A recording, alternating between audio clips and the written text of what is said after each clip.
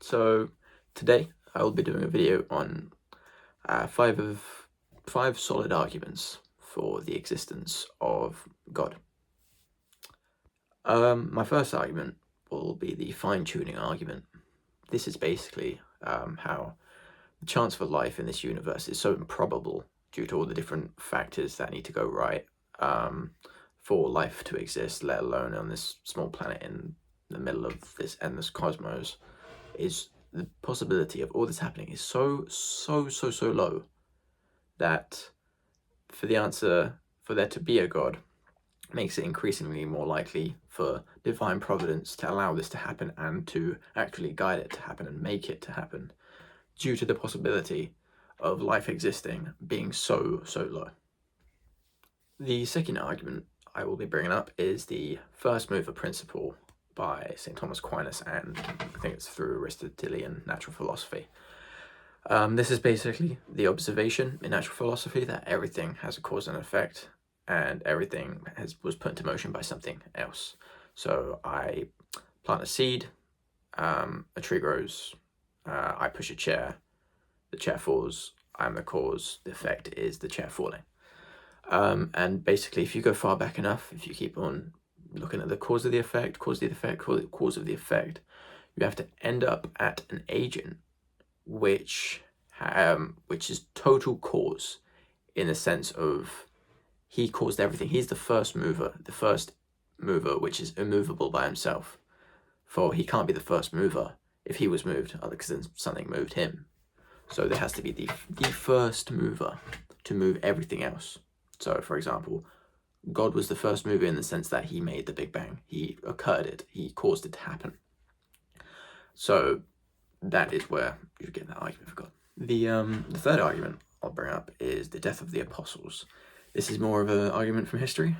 Nevertheless, it's still a very good argument. This is from how the apostles died and what they died for.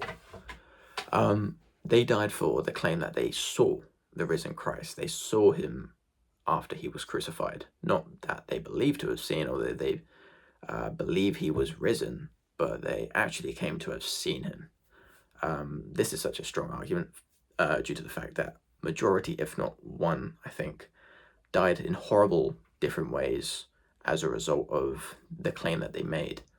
And they died for what they claimed to have been true and what they actually claimed to have seen. And if they were lying about it, then, I mean, I don't think, as far as I'm concerned, people don't die for lies.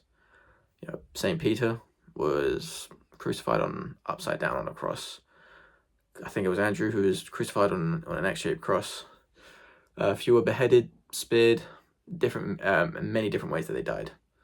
As far as I'm concerned, they were all martyred, if not the majority were martyred for their faith, showing how their claims had some real backing to them by their actions.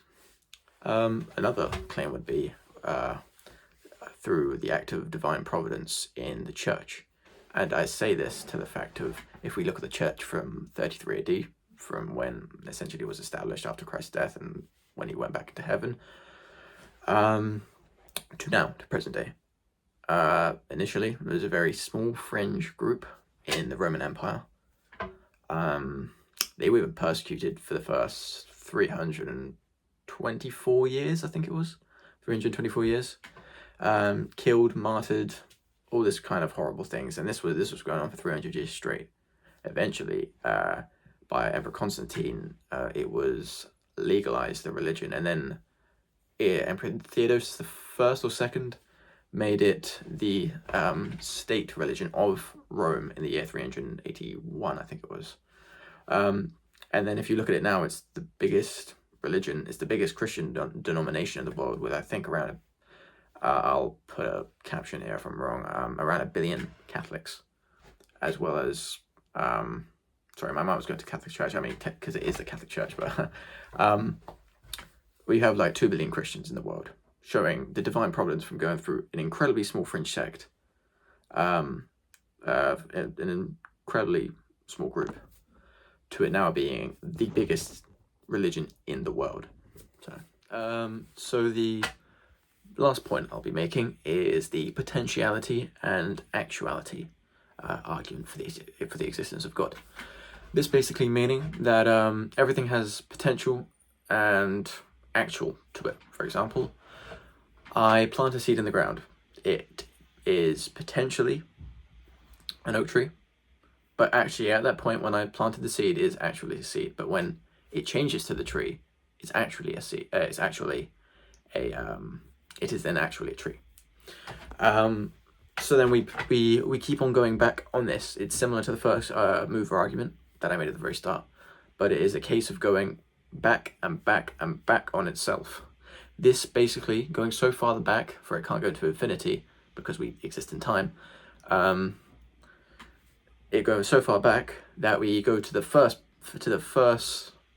mover, but in this case, it is the first actualizer.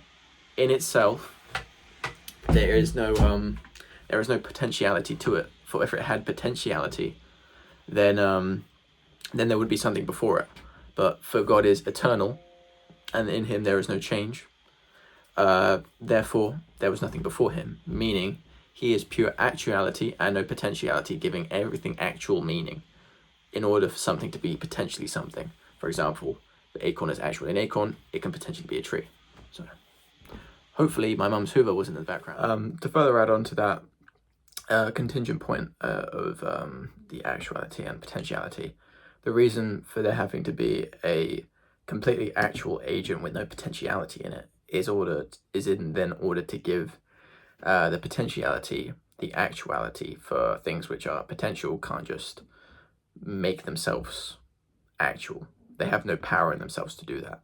Instead, there is an agent who gives the potential, the actual, in order for that leap to happen. So, yeah.